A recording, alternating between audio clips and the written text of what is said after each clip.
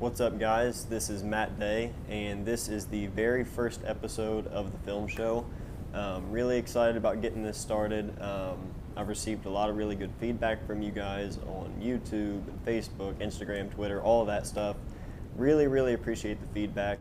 This is something I've been wanting to do for a long time, so I'm really excited that we finally got it going. The very first episode, I wanted this to be about my personal favorite camera, the Leica M6. Now, the reason I wanted this to be the first video is to get it out of the way, because people will either love Leica or they hate Leica. There's really no in between with most people. A lot of people seem to think that they're overrated. Some people say that they're overpriced.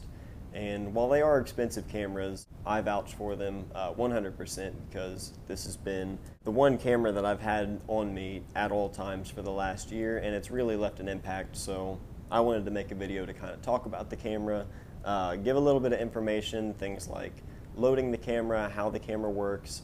It's a really basic camera. There's not much to it other than you've got your shutter speeds, and the M6 does have a meter inside. And other than that, your lenses, they're all manual focus. It's kind of funny that a camera that is so expensive is so basic, and there's really not a whole lot to it. So rather than making a video just talking about why I love Leica and everything like that, I don't want to talk about that. I just want to basically give an overview of the camera, so if any of you have been kind of looking at one and aren't sure about it, maybe this will give you a little bit more information than what's out there.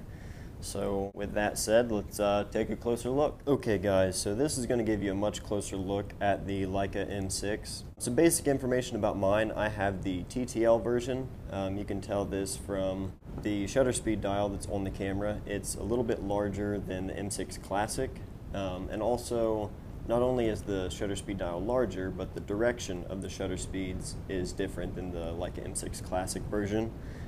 This has to do with the in-camera meter. Whenever you're metering inside the M6, you're going to have LED arrows that are pointing left or right. That's going to give you the information on your exposure.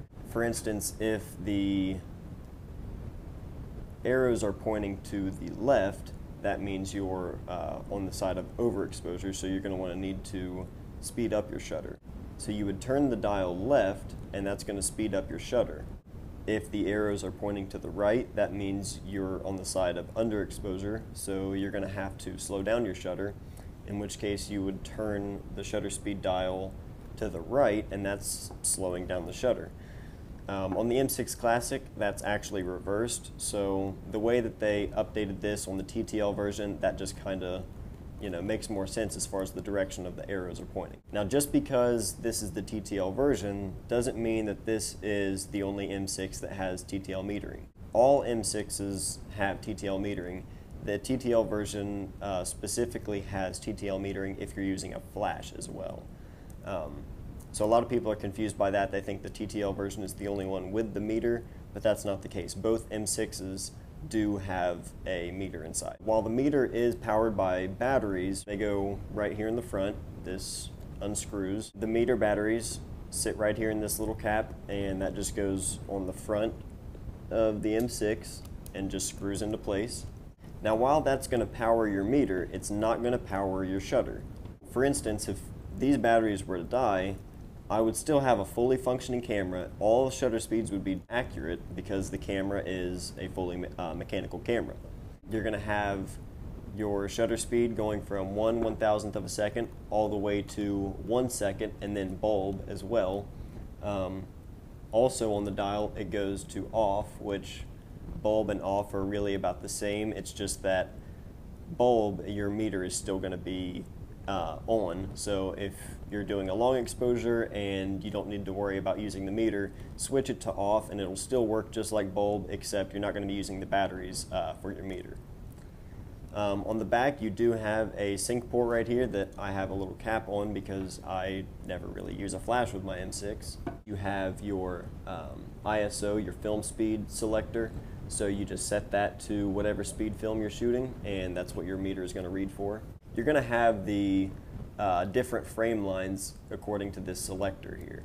So for instance, if I mounted a 50mm lens, this would actually sit right about here, and it would pull up the 50mm and the 75. And then if I had on a 28 millimeter lens, it would pull up the 28 millimeter and I believe 90. And then if I, like for instance, I have the 35, so this is going to sit here. This pulls up the 35 millimeter frame lines and the 135 frame lines. So with the M6, you do get 2 frame lines at a time. A lot of people say that that's distracting. It's not that big of a deal. A lot of people also complain about the M6 having flare on the viewfinder patch and say that it's really hard to focus.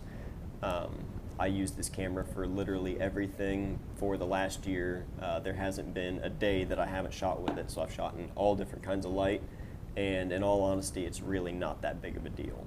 When it comes to loading a Leica, it's very different from the typical swing-back SLR style of loading. So a lot of people, if they haven't loaded a Leica before, they're really confused by how it all works. So I'm going to walk through the whole process now just to show you how easy it is. So on the bottom of the camera, you'll see you've got a base plate here. On this side, you've got a little hinge, and on this side, you've got the tripod mount. So right here, we lift this hinge up, rotate it, pops off like this. Now on the top, or the bottom actually, you can see that you've got a simple diagram explaining that you drop the film cassette in right here, you drag the film over right here, and load it up onto this side. Now the back is actually going to swing open, and you can see the shutter, and you can see right here where your film sprockets are going to be. And this makes it pretty easy to check and make sure that your sprockets are lined up with the sprocket holes of the film, and that's going to ensure that your film is being loaded, or being advanced. So, drop the roll in, and then make sure that your film goes in these 3 little prongs right over here, just like it shows in the diagram. And you always want to check and make sure that your sprockets are lining up right there. So, to check this, I always basically pull this a little bit just to feel that there's tension there. Check your sprocket holes, and a lot of people will advance a couple times before they put this on, and then they'll advance more times after that. I typically close the back first and then I advance, and I just watch the lever here, so that's what I'm going to do. So you close the back up, put the bottom back on, and like I said, I've already checked to make sure that there's tension on there. So whenever I advance this, this should be turning, and you see how it turned right there. Now I'm at, right behind the 0 mark. I'm going to burn past that frame. I'm going to turn it again. You can see it turned, and now I'm at 0. And now the camera is ready to shoot. I'm at 0, so the next time I advance, I'll be on frame 1.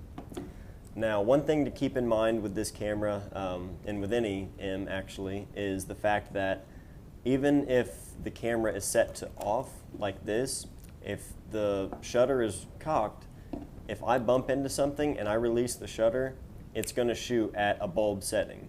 So if you advance the film and then throw the camera in the bag, there's a good chance it's going to go ahead and waste a frame. So unless I'm in the middle of shooting and I know that I'm going to be taking another shot, or if I'm walking on the street and I want to be ready, if I'm putting the camera in the bag, I don't advance the film right before putting it in, because I know that it's just going to waste a frame.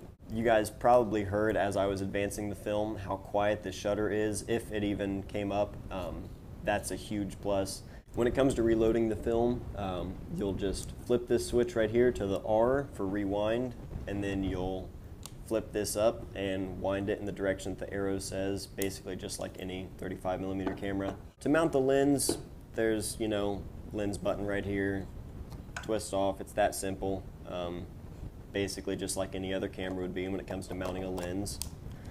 And that's really about it. As my daily documenting, this is what I use it for. I use it for everything if I'm walking down the street wanting to shoot, or if I'm walking through the woods.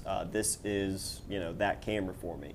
So having something that's small, I know it's probably exaggerated in size because of the fisheye lens on the GoPro, but this is a really small, compact camera. I mean, the plate of it is, smaller than my hand. The lens itself, especially without the hood, it's very compact. This is the 35mm version 4 Summicron. It's the German-made edition. Extremely compact camera though, especially with this lens. I used to have a Voigtlander 35 f2.5 color scope R lens, and that was even smaller than this lens. I mean, the The lenses can be big, but you can also get really, really small lenses for these cameras. So it's a really compact setup. It's great for the daily carry, the daily documenting, that kind of stuff. And it's quick. Rangefinders are really, really quick focus. You're not going to hunt focus for a while. You're going to lock on and you're there. Which that's more along the lines of what I like about rangefinders and not just the M6. So that's a whole different ballpark and probably a whole other video that I'll get into at some point. So to wrap things up, this camera is my personal favorite camera that I've ever used. This is a camera that I'm going to continue to use for years and years and years. I'm sure I'll never sell this camera. This was my first Leica and the one that I carry with me every day, and hopefully the one that I can give to my kids in the future. So if you guys are interested in a Leica M6, couldn't recommend it more. That's it on the Leica M6. Hope you guys enjoyed the video, and we'll see you next time. Thanks.